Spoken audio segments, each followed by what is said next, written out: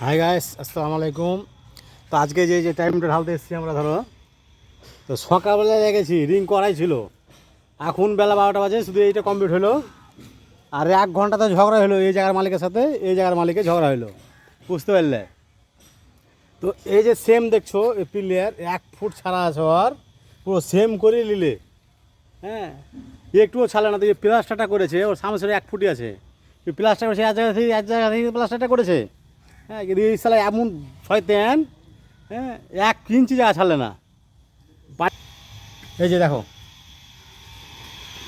এই যে দেখছো, এই জায়গাটা দেখছো, এই যে এইদিকে ওই আয় সেম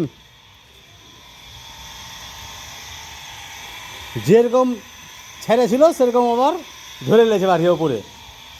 আর এই যে আমাদের মোটর ফিট হয়েছে, মশলায় পানি দেওয়া হবে। এই যে আমাদের পড়োশ, মশলায় পানি দেওয়া হয়েছে। পড়োশ, মশলা পানি দিলো হয়ে গিয়া না? হ্যাঁ, আমাদের চ্যাম্পিয়ন, বুঝতে পারছো? একে তো দেখতেই পাবে, মানে আমার কাছে একে দেখতেই পাবে।